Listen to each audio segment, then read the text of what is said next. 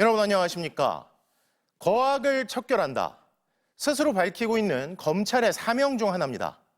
그런데 무엇을 거악이라 규정하고 수사를 총괄해서 누구를 재판에 넘길지, 소위 판을 어떻게 짤지는 검찰 스스로 정하죠. 당연히 더 큰 힘을 가진 자의 잘못이 보다 큰 거악일 테니까 이를 척결하는 게 검찰의 사명이고 우선순위라 봄이 마땅할 겁니다. 하지만 살아있는 권력을 대할 때와 그렇지 않은 이들을 대할 때 검찰의 태도는 확연히 달라 보입니다. 검찰을 개혁하자는 사람들에겐 유독 가혹했다는 평가도 이어지죠. 그래서 일관성 없게 수사하고 기소하는 검찰을 개혁하자는, 검찰이 짜놓은 판에서 도출된 답에만 매달릴 게 아니라 검찰이 제기한 문제 자체에 애초부터 이상이 있는 건 아닌지, 출제자의 의도가 무엇인지를 의심해야 한다는 비판이 이어진 겁니다. 첫 소식입니다. 검찰개혁을 주요 공약으로 내세웠던 조국혁신당이 다시 한번 검찰개혁을 강하게 요구하고 나섰습니다. 윤석열 대통령 부부는 내버려둔 채 검찰이 야당 대표만 먼지 털듯 수사해 결국 징역형을 받아냈다며 수사권과 기소권을 독점한 검찰 권력을 견제해야 한다는 건데요. 칼자루를 쥔 민주당은 김건희 여사 특검법 통과가 우선이라며 소극적인 분위기인데 나세용 기자가 그 배경을 취재했습니다. 지난 대선 기간 윤석열 대통령은 김건희 여사의 도이치모터스 주가 조작 연루 의혹을 공개적으로 부인했습니다.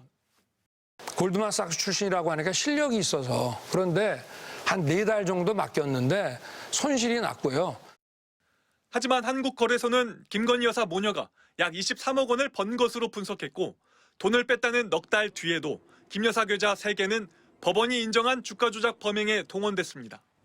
조국혁신당이 검찰을 향해 왜 더불어민주당 이재명 대표의 발언은 허위사실이라고 법정에 세우고 윤 대통령 발언은 그냥 두냐고 물었습니다. 발언 하나하나를 정밀 분석하여 먼지 털듯 수사하고 기소해 1심에서 징역형 선고를 받아냈습니다.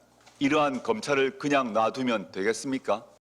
수사권과 기소권을 독점하는 검찰은 다른 선진국에선 찾아보기 어렵다며 막강한 권한을 분리하는 법안을 통과시키자고 민주당에 거듭 제안했습니다.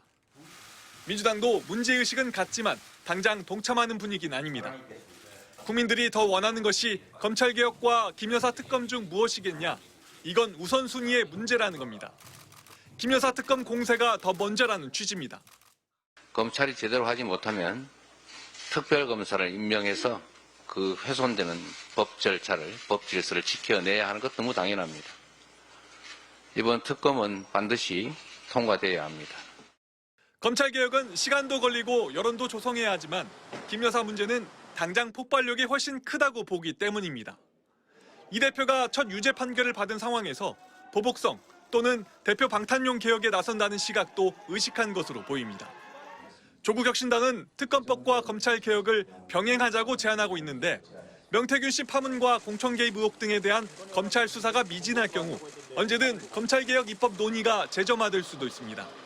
MBC 뉴스 나세웅입니다.